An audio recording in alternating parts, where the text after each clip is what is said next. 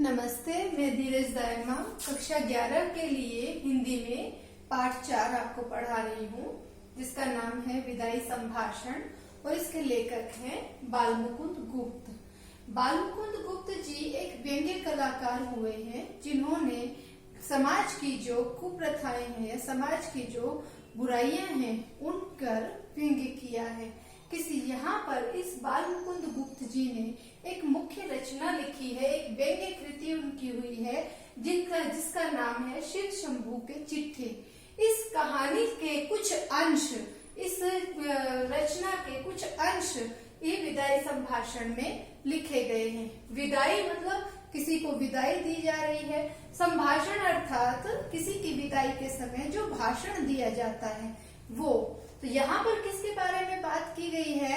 यहाँ पर भारत के 2 बार वायसराय रहे, जिनका नाम था लॉर्ड कर्जन, उनके बारे में बात की गई है। वो सन 1899 से लेकर 1904 तक और 1904 से लेकर 1905 तक 2 बार वायसराय बने थे। उन्होंने जब वो वायसराय रहे थे, तब उन्होंने जब वो दूसरी बार यहाँ पर आए तो उन्होंने कहा था, जब वो ट्रेन से उतरे थे तो उन्होंने कहा था कि मैं भारत में ऐसा काम कर जाऊंगा कि मेरे बाद आने वाले जितने भी शासक होंगे, जितने भी जो लाट होंगे, उनको उतना अधिक प्रयास नहीं करना पड़ेगा कि वो भारत की प्रगति के लिए, मतलब वो भारत की इतनी अधिक प्रगति कर जाएंगे। ये बात उन्होंने कही थी। यहाँ पर बालमुकुंद गुप्त जी ने उन पर व्यंग्य किया है कि उन्होंने जो बात कही थी वो ऐसी बात कही कि उसका बिल्कुल विपरीत हुआ।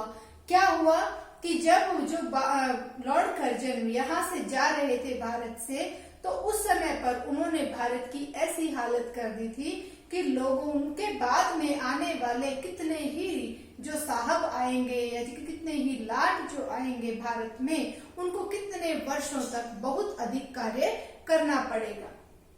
सबसे पहले क्या था कि यहाँ पर बात की गई है विदाई संभाषण, जो विदाई हो रही थी उनकी।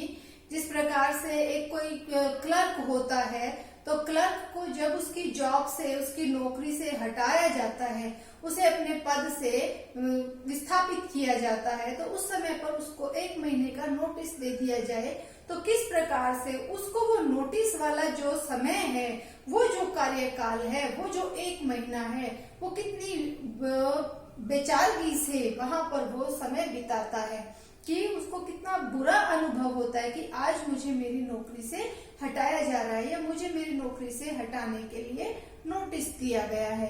तो ऐसी ही स्थिति शायद कभी लॉर्ड कर्जन की रही होगी। ऐसा क्यों हुआ होगा? सबसे पहले यहाँ पर बताया है कि शिव शंभू के चिट्ठे व्यंग्य कृति का ये एक अंश है।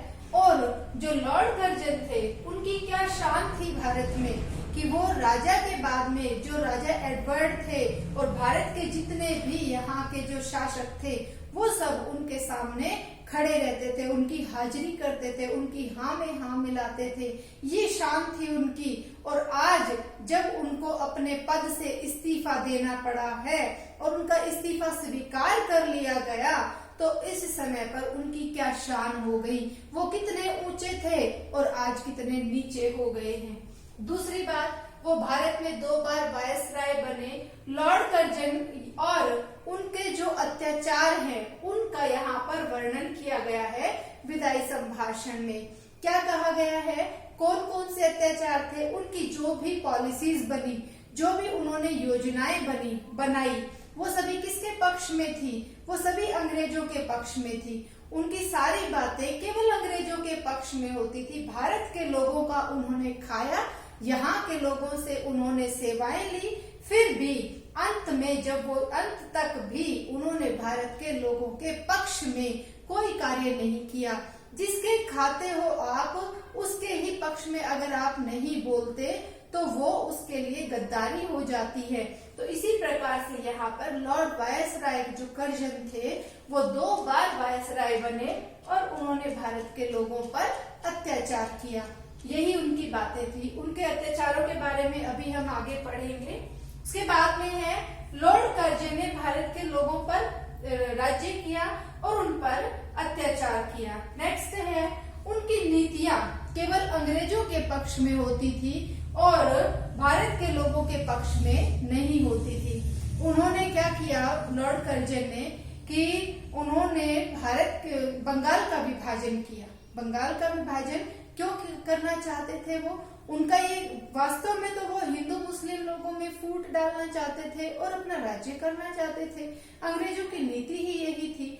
लेकिन उन्होंने लोगों के सामने क्या पक्ष रखा कि वो बंगाल का विभाजन करना चाहते हैं ताकि वो उनके ऊपर अच्छे तरीके से उनके विकास के लिए कार्य कर सके। लेकिन उन्होंने कहा, भारत के लोगों ने बहुत बार ये विनती की कि इतने 8 करोड़ लोग उनसे विनती कर रहे थे, फिर भी वो उनकी विनती नहीं मान रहे थे। और जब पहली बार ये जो 1899 से 1904 तक जब वायसराय रहे, तो जब ये यहाँ से चले गए तो उस समय पर भारत के लोग ये विनती कर रहे थे कि भगवान ये दोबारा वायसराय बनकर ना आए। लेकिन दोबारा फिर यही वायसराय बनकर भारत आए। तो उस समय पर ये बताया है लेखक ने, एक पंक्ति लिखी है कि आपके और भारत के लोगों के बीच में कोई ऐसी तीसरी शक्ति भी थी जिसने भारत के लोगों की बात को, पुकार को सुन लिया। कौन सी तीसरी शक्ति? वो सुपर नेचुरल पावर, वो भगवान जो इसी स्थान पर, इसी धरती पर ही लोगों के लिए न्याय कर देते हैं। क्या हुआ कि इन्होंने अपनी जो प्रेस की स्वतंत्रता थी, उस समय पर लोगों के प्रेस की स्वतंत्रता पर इन्होंने पाबंदी लगा दी लॉर्ड कर्जन ने। और उन्होंने प्रेस की स्वतंत्रता पर पाबंदी लगाने के लिए काउंसिल बनाई। उस काउंसिल के जितने भी सदस्य थे सारे अपनी पसंद के सदस्य रख दिए। उन्होंने एक कोई रिटायर्ड थे कोई ऑफिसर, उसको कोई क्लर्क थे सरकारी, उसको उस काउंसिल में रखने का अपना पक्ष रखा। तो अंग्रेज सरकार ने उसको नहीं माना। इन्होंने बार बार उनसे कहा तो उन्होंने नहीं माना। फिर इन्होंने कहा कि अगर आप मेरी बात नहीं मानते हो तो मैं अपना इस्तीफा देता हूँ। तो अंग्रेज सरकार ने भी ये देख लिया था कि ये आदमी बार बार जब भी कोई बात होती है तो ये अपने इस्तीफे की बात करता है, या फिर ये भारत के लोगों को, अगर आप किसी पर राज करना चाहते हो तो वहां की प्रजा के लिए आपको कुछ कार्य करना होता है, ना कि वहां के लोगों में भेदभाव, फूट वगैरह डालकर वहां के लोगों को उत्तेजित नहीं किया जाता, ना ही उन लोगों को अपने विपक्ष में खड़े किया जाता है, बल्कि उन पर दबाव रखना चाहिए। ऐसा ये अब नहीं कर पा रहे थे। तो अंग्रेज सरकार ने ये देख लिया कि ये अब उतने समर्थ नहीं है कि भारत पर वो राज्य कर सके, तो उन्होंने इनका इस्तीफा स्वीकार कर लिया। तो कोई ऐसी सुपर नेचुरल पावर थी, कोई ऐसी तीसरी शक्ति थी जिसने उनका न्याय किया। उसके बाद में है वो केवल जो अशिक्षित भारतीय होते थे, जो ग्रामीण भारतीय होते थे, उन्हीं के बारे में ही कभी कभार बात करते थे। उनको शिक्षित भारतीय बिल्कुल भी पसंद नहीं थे। उन्होंने प्रेस की स्वतंत्रता पर पाबंदी लगाई और बंगाल विभाजन उनके पतन का कारण बना। उनकी जिद जो थी, नादिर शाह बड़े तानाशाह शासक हुए हैं, लेकिन जो लॉर्ड कर्जन थे, इनकी जिद नादिर शाह से भी बड़ी जिद थी। नादिर शाह ने तो फिर भी अपने लोगों की कभी बात सुनी थी, उसका भी उदाहरण दिया गया है। लेकिन जो लॉर्ड कर्जन थे, इन्होंने जिन लोगों का खाया उन लोगों की बात कभी भी नहीं सुनी। यहाँ पर एक बात भी बताई गई है कि शिव शंभू के जो चिट्ठे हैं उसमें एक कहानी है कि एक कोई किसान था, उसकी 2 गायें थी। 2 गायों में एक बलशाली थी और एक थोड़ी कमजोर सी दुबली पतली थी। तो जो बलशाली गाय थी वो अधिकतर कमजोर गाय को मारती रहती थी, लेकिन वो किसान जो था उसने बलशाली गाय को एक दिन बेच दिया और वो जो कमजोर गाय थी वो उसके विरह में या उसके दूर होने के कारण वो पूरा दिन भूखी प्यासी रही। इसे बताना चाहा है लेखक ने कि हमारे देश के तो पशु पक्षी भी जब कोई व्यक्ति जाता है यहाँ से तो उसके लिए वो व्यथित होते हैं। और आज आप जा रहे हो, जैसे आप लोगों ने कभी देखा होगा किसी की भी जब विदाई होती है तो चाहे उसके कितने ही बुरे कर्म क्यों ना हो, कितनी ही बुरी यादें क्यों ना हो, लेकिन जब वो जाता है तो हम उसके पक्ष में ही बात करते हैं, उसके भले के लिए भी सोचते हैं। तो इसी प्रकार से जब लॉर्ड वायसराय कर्जन हमारे देश से जा रहे थे तो भारत के लोगों के मन में फिर भी करुणा का भाव ही था।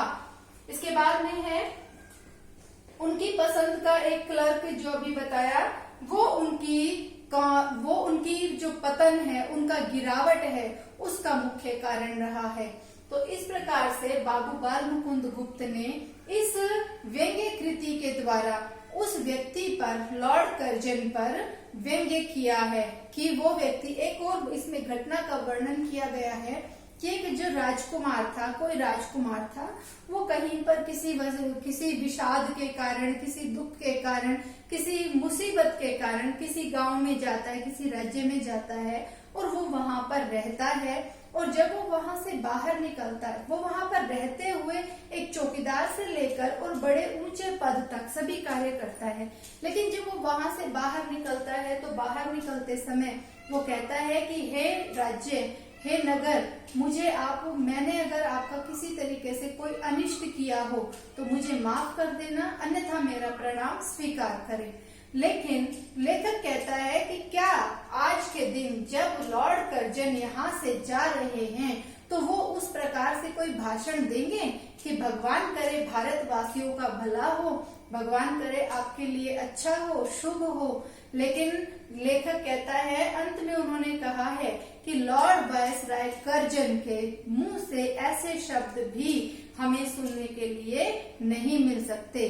और उस बेचारगी को, जो एक व्यक्ति जो पूरा आसमान पर था, आज वो जमीन पर गिर पड़ा है, मतलब इतना बड़ी ओहदे पर होने के बाद आज जब वो कुछ भी नहीं रहा, एक मामूली सा क्लर्क भी नहीं रहा, तो उस समय को लेखक कहता है कि मैं उस समय उसके चेहरे की व्यथा, उसकी करुणा को देखना चाहता हूँ। तो यहाँ पर इस प्रकार से लेखक ने विदाई के बारे में बात की है, विदाई के समय जो दिया जाने वाला भाषण होता है उसके बारे में बात की है। आज के लिए इतना ही, बाकी फिर अगली कक्षा में मिलते हैं। धन्यवाद।